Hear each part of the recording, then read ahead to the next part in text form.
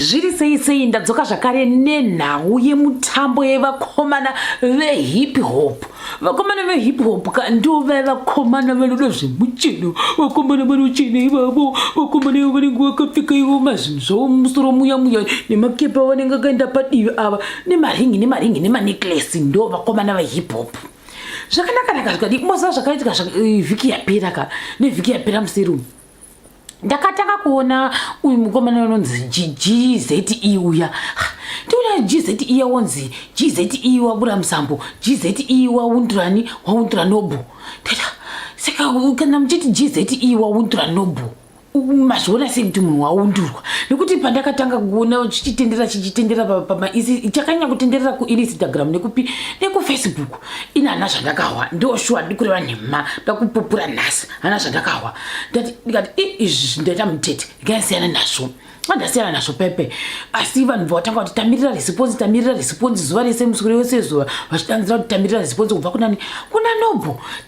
Saka uyu nekuti waimba zvaangaita zvachitaura zviya hapana ndakawa handina kana kumbowa kunakidza kwazvaita ndakazvimirira ndakasingazviwisisi kuti zvii zvaiitika.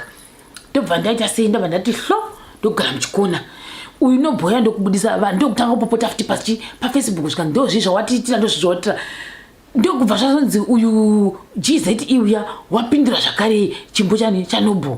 Uyu Noble ndokunzi nhasi usiku vanhu vakavata wapindurazve ndikati chitenge se nditsvage vanoziva vacho vanyatsa kunditsanangura vandiudze kuti chii chaitika. Ndokubva ndata sei ndikaine muti mahwenzi ndokutsvaga munhu unonzi mahwenzi uya ndokuita 2 hours 30 minutes 33 minutes achitaura neni achinditsanangura step by step. Ndokubva ndazoita research pakuita research ndokunzwa kuti uyu GZE uya kaona sokuti ndo mapioneer emusambo wehip hop. Ndosa kuti ndofunga rudendere rwanhu rwakaita sesu zvedu zedu hatiwisisi kuti chii chinonzi hip hop. Ndoshua tiri kureva nema hip hop hatitoizivi kuti chii chinombonyatsa kuitika kuhip hop. Heya GZE ndiye vakatanga kureva kuti vatione more than pamwe 2 decades vari mukati pemusambo uyu. Handiti iyi example. Ya toti watabva ipapo panana GZE kuda ndofunga kunana vangu vanonzwanana kuda musasi wakuda ndo chikuru chavo chevanhu vakatanga ipapo hazvina kuipa. Saka chii chaita kuti uyu GZE uinde kunoita iyoyo 6 minutes tireki achiundura Noble. Zvikanzi uyu GZE ndisandaenda kure pane article yazoiswa nhasi kana kuti tongoti chisamari chaiswa nhasi nemumwe munhu unese nemekuti shoko achibva sokuti chabva nekuZimbabwe inoitawo ndofunga nezvemimhanzi. Zimbabwe yange yakaita chisamari yekuti chii chakaitika. Uyu unonzani uyu GZE wangu wadanzira kuti ini vanhu vakafunga kuti zvaiitika izvi zvaiitika sekuti ije neentertainment. Kwandiri yange isiri entertainment angangori mafacts asi handina daka nemunhu GZE uya. Uyu Noble onzi chii chakaita kuti iwe uzopindura zvawakapindura chitani. Zvikanzi naNoble root cause ndazoiwana nhasi ende root cause yacho yabudiswa muzuva ranhasi. Muona manje uyu Noble wotaura kuti ini ndakanga ndichinyora zvimameme zvangu kana zvimamimiki zvake zvaanenge achinyora izvozvo papeji rake repafacebook asi paainyora zvanga zviri directed kuna unonzi Kevi. Muona manje uyu GZE hasiri yeKevi asi uyu Noble unoti ndakazokahadzika neremangwana racho ndoona GZE wakanyora murabaraba wechisongo che6 minutes uchindiundura kuita sechikuku chanaikwa kana kuti chaundurwa nemvura inopisa iya ndozvaakakahadzika achiona mangwana acho. Asi iye Noble unoti ini ndakasina kumbodi chinhu changu chandagadzira chachisina kunangana nani naGZE. Saka wakakahadzika paakaona izvozvo ndo paakazita sei paakazopindurawo response yefirst iyo DC vanoiti DC kwavo vanoiti DC kuhip hop. Chirege sezvimwe zvinhu zvava zviri mumadhisi macho ndoita ndichitotarisa kudaio nekuti mazipepa ndinawo pana akawandisa mamwe ndakandira koko mamwe mapoints akanga ari mudhisi yekutanga yaGZE kune vaya vanga vasingawisisini. GZE achiundura iye uyu Noble title yacho yetireki racho hanzi rinonzi fatality. Vane matitle rinonzi fatality. zvikanzi naGZE iwe Noble iwe uri chimwana chitoko chazuro uno nhasi unondopa unoda kufamba uchiudza vanhu mastreets mese nepamaavenue yepafacebook kuti uri king of hip hop. Hausi king, itiflo nyara ugare mukono nekuti hausi king. Isu takabva kare nechinhu ichi chitanda ichi tinacho kare, asi nhasi unondopa unoda kutanga kutaurisa izvozvo kuti uri king pakuti chii. Asi achiti uri king pakuti chii, kune chorus yanga irimo iya yekuti dzokera kumasvingo uri mukati mebhokisi riya rinovigwa vanhu. Handiti ndofunga ndo yanga iri chorus iyo. Karesha mundiregerero nekuti misambo yehip hop handinatsi kuihwisisa handiti asi ndonasa kuti ndofunga ndo yanga iri chorus. Zvikanzi zvakare iwe chikomana Noble wakuda kutanga kuti achinamenani naTgonzi ko zvino zvinokuda kuti unoda fame. Ndiani? ndiGZE achiudzani Noble nekuda kweyaita zvakaita seizvo. Zvikanzi uri ghost writer. Kuti ghost writer ndokunasa kuti kwakafanana nekuti uri imuposter paTwitter. Uri ghost, ndiwe ghost uya anenge achingonyora zvaanenge achinyora chiundura vanhu achiposta vanhu asi tisingazivi kuti ndiwe ani. Saka ndio zvakangofanana nani ndofunga naNoble kwainzi iwe uri ghost writer wemasongani. TGonzi ndiye anenge achiimba chiwana achitiza nechimuti achinda nechitanda, asi uyu unenge ari seri hakuna anenge achimuziva. Zvika nekuda kwe usina mbiri asi uri ghost writer satizivo. Zvikanzi ukangofana nemafake prophets unenge uchiti ndakapenga asi isu tinenge chikona semunhu uri fake. Zvikanzi zvakare kuru rako rose iwe Noble iwe rakabudirira asi iwe ndio unongoflopa wega hautogoni, hauna kana kuti chatinoti chinobatika chatinoti ichi ndio chako uyu unodiseva kuti unze hausi kuhip hop uri kuurban grooves nekuti iwe in real life uri munhu uri soft uri nice asi unoda kuzvipotraya semunhu uri hard sitereki pamastreets paunenge uchinyanya kutaurisa uchiti wa uchitaurisa asi asirizvo zvauri iwe uri munhu uri soft. Asi kuhip hop kwacho kunotodiwa vanhu vanouya nezvinkinde netsinga dzinenge dziri muhuro dzichibuda chiti tsare hatizivi ipapo. Zvikanzi naGZE uyazve achireva futi ichi chiri padhisitireki rekutanga kai. Zvikanzi iwe hasanapo kuona uri kana paposta rimwe rinenge rakadanzira kuti nhasi kune mutambo wakati tinenge tichiridza kune muimbi nhingi achiundura Noble. Zvikanzi zvakare Zimu celebs ndo yaunotopona nayo. Zimu celebs iya yaiva nechano yanga isati yazorohwa nezvayakazorohwa nayo iya ndo yaipostira ndofunga vaimbi. Saka zvangu kuti behind the scenes maconnections acho zvaizofamba sei. Zvikanzi uri kurwadziwa nemainstream unotaurisa pafacebook apa chaunga chako ndoche pafacebook chat asi mureal life chaicho ukanzi chaunga ichi haugoni kuimba asi unongogona kuimba uri pafacebook ndo pane mafans ako iwoyo unonga chikuuchirira satizivo nekuda kwei. Tikanzi hauna venue yakafanana. Ini ndichashandisa example yandoziva venue yakafanana hanzi yakafanana nekumashwede kana kuti ndofunga kwana Mereki kusati kwapuswa ndo mavhenue anenge achirehwa kana. Saka zvinoona kuti venue yani yaNoble padhisitireki rekutanga riya ndiri pafacebook streets isatizivo. Zvikanzi hausi mucelebrity uri group kureva kuti paunenge uchiona pamwe macelebrity aya ndo paunomonyora kuti selfie ndofunga ndo zvaireva GZE uya kati zvinhu zvese ndazozvihwisisa nhasi pesa apapa hapana chinhu chandaihwisisa ndengotasawo ndongoti hameno masalad vanenge vachingotaura vachimanyamanya vanoita zvemutambo wehip hop. Ndokubva zvazonzi Noble akabva aenda kundobhindurawo akanyora kuti ini ndiri goti uya kwete wembudzi wandaifunga uya goti wekuti greatest of all times ndiani ndiNoble aizvitaura izvozvo. Zvikanzi imi vana ekera imi vana GZE makura vana musharukwa ungopopota sana Nollywood 1 ndingandivati Nollywood 1 nekuti pachinhu ichi handidi kuramba achibata zita ravo vanga vasiri included. Chiragandivati hanzi unopopota sana Nollywood 1 nana Nollywood 2 vaya nekuti kariwo manga musingati believe ini asi muchifunga kuti hatibudiriri sazizi nekuda kwei. Zvikanzi unoita basa rekunyengerwa nani anonzi Suna wandoreva mozwa ndiani tikuda musasiwa uya unoita zvefresh in the box zvikanzi iwewo zvinhu zvako zvese zvimalyrics zvako zvanga zvakaita zvakanyungudika kana kuti unzi kufurisa semavegetable akuda musasiwa anenge ari fresh in the box kuda ndo zvaireva ipapo chirega ndite maconnection zvikanzi zvakare iwewo wakazvarwa kana kuti wakatanga kuimba here kana kuena muzoriwa ipapapo muzoriwa pangu ari prime minister kureva kuti kunana 80s 90s ndofunga 70s ikoko ndokwaireva zvikanzi iwe munhu wakuma40 years unoita basa rekuita competition nevana vari kuuniversity vana kureva kuti mateenager ndozvari kureva tika sati zvikanzi unofanira kutopinzwa futi macomic awards tikati zvakaoma komana ndokubva danzira kuti iwe zvakare GZE iwe haukwani kuita sei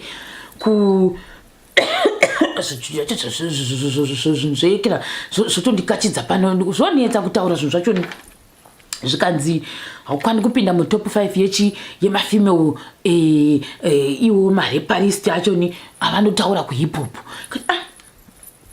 hazvina kuipa zvikanzi nai manje izvi zvazvo ndikahadza ndidi kuti vanhu zvikanzi ndakasangana naekisi wako ndasangana naekese uya ndikamuti hanzi imbonzwawo zvedisitireki re6 minutes handokubva ati GZE chaiye ndiye wakaimba kusvika ku6 minutes chaiye paitwa maassumption akasiyana paipe paitwa assumption iye pandazonoona mapikicha acho ndida kunoona narration yacho neinterpretation tokuona papakatonzi indai kuchipatara chevarume ndizvo kuti waida kunochecheudzwa here kuti waida kunoita sei iko kuchipatara kwacho mumaklipi avo avairiva imomo ndofunga kunoita inonzi noritiri tinosarinda kupi kunhu kwavo ikoko kwehip hop tikati hazvina kuipa vanhu manje pakaburiswa chinhu ichi vanhu havana kufara nechidisitireki ichi nekuti uyu Noble wakazodini wakazopinza ndofunga zita rani rakefi wapinza zita rakefi yakonanzi unongotaurisa ndonganzi kuti uyu wanga atsamwa pakuti uyu kevi waimupusha kuti iwe ndanoburisa chimbo asi uyu ndofunga wakatsamwira izvo kundipushire chii uda go yako ndei nekuti disitireki yandanjitawa nezvayo yanzi yakazobuda after 7 days saka ndobvainzi iwe itaitewetisika uyu ndobva apinza chi kevi uya muchi asi paakapinza yapa anonge wakapinza chi nezvimwe zvinhu zvakazonyanya kuita too personal hazvina kufanza rudhendere rwevanhu iyoyo ndakaiona chitenderera asi nemhaka yekuti ndangasa ndahwisa kuti chii chiri kuitika uye zvekuti ndikwanise kuinterpretata zvinhu zvacho zvavaitirana zvacho nezvizvozvo ndakabva ndaramba ndakanyarara hana kukwanisa kuita sei kuita vhidhiyo ndokubva manje GZE wapindura chidisi ichi after 6 hours ndokubva apindura vanhu ndokubva vadanzira kuti pamadhisi ekutanga yaya GZE wahwina 1 Noble wadi 0 hapana zvawaita ende chinhu chako chakangoota hapana hatina kuchatso kuchigwa kuti chafamba sei ndokubva GZE wandopindura pakundopindura pepe iranga radhisi number 2 wakapindura akati iwe chinhu chako ichi chawandipindura chacho chakaota kuita chimbodza kuita mpongo chaicho chaita semuboro waitwa overcooked ndo chimwe chete nedisitireki rako rawandiitira ichi ijoko handiti zvikanzi number 2 waida kutobatsirwa nemunhu unonzi kudzi kuti undipindure waugone kuimba kati sati zii nokuda kwei zvikanzi zvakare iwe ungati torera chidhisi chinoita 7 days kuti ase doro rekirango here riya isusu gatiti ndari ndo rinenge riri kwedu iroro zvikanzi 7 days utibika chinhu chakapata seichocho gatiti chakaora seichocho kati sati zii nokuda kwei zvikanzi isusu hatichandi kuno kuviga kupi kumasvingo so totondokuvigira pambudzi asi takuvigira pambudzi isu tichazodhiraivha tondoita sei tondodarikira toenda kumasvingo kumacheke kuya here kana kumicheke ikoko kundongocha kunoita burai muona manje asi vasiya vafushira munhu muchi kumbudzika sati ziyo hedu ndokubva zvanzi dai pasina anonzi Spencer madziya uya wekumota action dai iwe Noble uri sitiritikiti saka ndikuda kweiva izotara saizvo kuti saka dai pasina Spencer yeye kureva kuti Spencer uyu unofidha Noble kuti chinoitika ipananzozivi ipapo asi ndo zvaitira kwamo asi izvi ndinoedza kuti anzi rinonzi zvidhafu iro riri disitireki number 2 raGZE asi rauyu raNoble number 1 riri kutanga riya radisitireki rake rainzi lecture ndikati hazvina kushata zvikanzi hauna kana kero uye zvonoda life yepamusorosoro apa asi hauna mari saka kureva kuti disi number 2 raGZE ranga rakanyanya kunanga kunyanya kune finance iri kati hazvina hazvo kushata ndokubva uyu Noble waizodzoka manje nedhisi number 2 rake. Iri dhisi number 2 handidi kureva nhema. Kana neniwo ndambopererwa ndikati vakomana kuhip hop uku zvakunenge kuchingoudhirwa vanhu, kuudhirwa navanhu nani stop. Asi manje Noble unoita sekuti unenge uchitaura sekuti tinenge riri guhwa. Maonera ndinchita ndikati ndobva adzoka akati ini ndiri goti nekuti ndiri kutotirenda. Handiti iwe hausi kutirenda. Zvikanzi zvakare iwe GZE iyo wakandiudza kuti wakavenga sitana dadhesi. Nditi Noble wanga akunyatsa kuchifumbura maguru ese aya. Kureva kuti kana wanga une secret yako yanga wakaita naNoble unongoidurura yese mumadhisi direki ake anokupfachura imo. Zvikanzi iwe wakangofanana nereplacement yani yaBreeze nekuti even mari pamwe waifana kupuwa hauna kuzoipuwa yakatorwa ikapuwa Maria here kudini. Ndikati satizo nokuda kwei. Zvikanzi iwewo zvikanzi naye Noble wacho mudhisi rake raakazobuda zuro madekoriya. Zvikanzi ndinotofila kunge ndiri Tupac uya. Ndikati hazvina kushata. Zvikanzi iwe GZE iwe unoita basa rekuenda kumaDM evasikana. Izvozvo kurwadziwa nekuti wakarambwa naTrey Young. Number 2 wakaenda kuDM yani yaiye unonzi hanzi haniko kufunga kudzi wacho ukaignore wakanyuma conversation ndio zvinokurwadza izvozvo. Ndosaka uchiramba uchingoita sei uchingopinza mastai vanhu ivavo. Satiziyo. Zvikanzi zvakare iwe GZE pakaparara a few kings wakabva waenda ukandotora munhu unonzi Breeze uya wekutwa replacement wake wamutora iyeye wakabva waita sei watanga kugara naye mufulati mako asi wakasitanga wafamba uchiudza vanhu kuti Breeze uya wakaita gumbo pashe nemukadzi wemunhu mudhisi direki manga muchitaurwa zvese izvozvo. Vakomana tiri kuita kuwisira. Zvikanzi zvakare iwe uri boy band kureva kuti pamwe ndiye ninge uchiridza mamwe magitari rusiri kuya achidavirira ari kuti hatiziwo. Zvikanzi iwe GZE iwe unoita basa rekurevera vanhu kuti uri muCIO iwe usitombo kana muCIO hausi muCIO hausi kana muCID asi uri mugadi chaiye unoenda kunomira paipa achiti salute mamukasei chef achivhurira mabhosi ake magedhi kuti vapinde nemota hanzi ndo zvauri iwewe ani iwe GZE.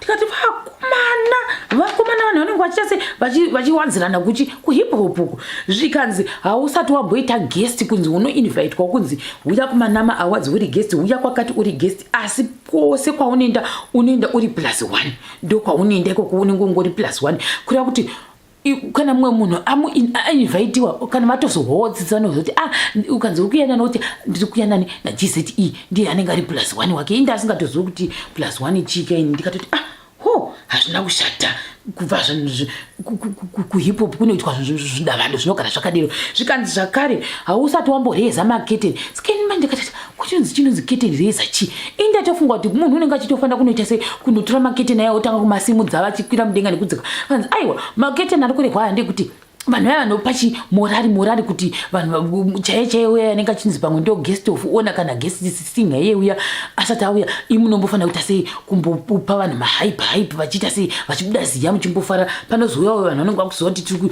munhu wedu akusvika tika hazvina kupa ndokubva aindira mberi akadanzira kuti iwe GZE iwe uri mutiraibalist nekuda kuti hanzi unenge uchingoti masvingo dzokera kumasvingo rega kuti hazvokuramba uchimba uchidero. Number 2 iwe wakatanzira kuti hanzi kune muimbe kuti hatizoti ndiye kevhere waifanira kunge achienda kunoita battling yavaita iyoyo yokuti vachiita zvekuita repriest yavo iyoyo wakataura kuti hanzi uya wakanzi wakataura kuti mandevere anonetsa ane problems ngaiti iwewo sei wakataura zvaizvozvo ini mai vangu mundevere asi hausawambodzwa chitaura zvokuti vanhu vakati vanonetsa nekuda kwei unoda kudivhaidha vanhu. Kati vakomana kwakaoma kwatidi kuri vanhema. Zvikanzi iwewe kana wada chiuya tite face to face mapromota ari pahold promota apa nepapapa itotanga kuita battling face to face ndofunga kuda tizokuti kuhana house kwavanenge vachiita izvezvizve ende iwewo futi kana wadereka unenge utofara paTV wafara paTV unenge wangofanana naEliot wanenge achiti amuka ozoenda futi kunopfumvudzika futi ndo zvaitwa example yani yapuwa iye GZE wachoni. Ndikati tiri kureva nhema nejehovha kudai vanhu vekuhip hop vanenge vachikandirana zvibrigadia nani stop vanoita inonzi noretisarenda vapedza kudero zvikazonzi pane mumwe asara here ndokubva aenda pana Cow wabva asiyana nani Lyrical uya iye uyu wacho GZE ndokuenda pana Cow kuna Cow akadanzira kuti Cow mumu ndopapatidza mombe yanga ichiti mumu zvikanzi Cow titoona semunhu ari kudanzira semunhu kudanzira munhu kana ngomeya zvikanzi iwe unoita basa rekusheya zita rakafanana neremombe nekuda kwei tikati vakomana zvikanzi unoita 10 years uchingodhisa vana Pokelo vana Sitana Dadezi vese ava unenge uchingovadhisa izvizvi wangoramba uchidhisa nana Sewikinero nemukadzi wake nemwana wake nekuda kwei usingakuriwe tikati zvikanzi waida kuita iwe unochiva Long John waida success ya Long John asi uri bitter tikati nekuti Cow wacho ndazoshaya nguva yekuti ndizonotsvaga kuti Cow ndiya nekuti zvanga zvakawandisa zvacho zvandandidzidza muzuva ranhasi ndokubva tabva ipo ndobva aenda pane anonzanzi Marayaki uyawe zvikanzi iwe Marayaki iwe kuri Marayaki wacho nokuti sokuti waimboshanda kupi kuPower FM zvikanzi iwe Marayaki iwe unoita basa rekurira nhama kuti wakaribva kuFM kuPower FM hauna kubva kuPower FM wakaita zvokufaiwa number 3 iwe uri failed rapist uri failed DJ unokuda kwekuti waibhadharisa vanhu pana vaya vachangotanga kuti hanzi kana da kuti music yake iplaywe paradio unoti tanga wandibhadhara kana wandibhadhara ndozokuti ndikuita se ndiplay music yako zvese izvi zvaitikepi zvaitika kune vanhu vavo vanositi mareparist vacho nivavo kana kuti maikira vanoita zvokuimba musambo wavo iwoyo zvikanziko zvinezvo wakutorarama nemusambo wekuita nekudhisaina tizivi kuti unenge uchidhisaina dzimba here kana kuti unenge uchidhisaina mawebsites tikati asatizoziviwo saka zvasisa kuti manje vanhu vatanga kuita mareaction akasiyana-siyana vamwe vakati ndiani wahwina apa vamwe vakati i1-1 vamwe vakati 2-1 vamwe vakati 2-0 vamwe vakati 3-0 vamwe vakati 100/0 patava zvinhu zvakasiyana zvikanzi aiwa ichi chidhisi chechi2 ichi kuti achikwada titoona dhisi rechi2 rakagonekwa nekuda kwekuti uyu Noble waita inonzi Camelback zvese iko zvine zvawaita kuundira munhu rwendo rwokutanga pepe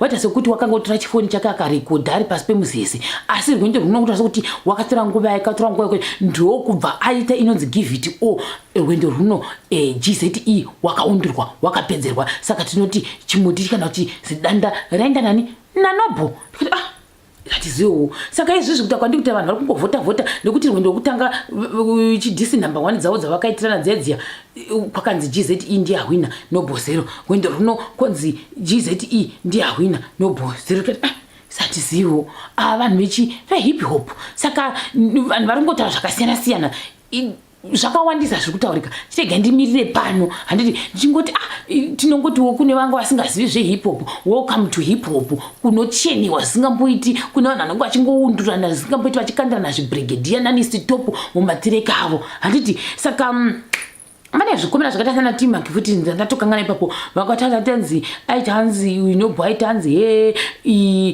patakarinda kunenzi kushabha tichinoimba nauyu pa1 house yaya aiti hip hop never be the same again saka nawo ndakuzviunderstanda kuti nekuda kwe nekuti vanhu vakungotanga kuita sei kuramba vachibudisa misambo yavo ndokubva zvavanhu mainterview ndofunga ngachingotaurirwa yakasiyana-siyana zvikanzi uyu GZE ongotaura hanzi ina problem nemana beef yemunhu vanhu vangokomenda vachiti ukaona munhu atanzi hanzi ana problem nemunhu inhau yekuti unenge warwadziwa nekuda kwei uchizotaura mawedzi wekuti hanzi hana problem nemunhu ingo explaina chete zvisinei kuti hana problem ana beef nemunhu ndogona kutaura nemunhu warwadziwa kati hatizivi kuda wabayiwa panyamanete zvamurwadza kuda wafumurwa masikireti ake osaya zvasvika pakumurwadza wasvika ipapo tikati satizioni kuti kuda ndofunga akaramba achibaya panyamaneti yani uyu GZE akaramba achibaya panyamaneti yani yaNoble unoramba achikanda zvibrigadia zvese zvani zvaGZE zvaanoziva zviya zvesikireti zvese zviya saka ndofunga watowana weakness uyu Noble wawana weakness yani yaGZE kudawo GZE wo waitaurisa achiudza Noble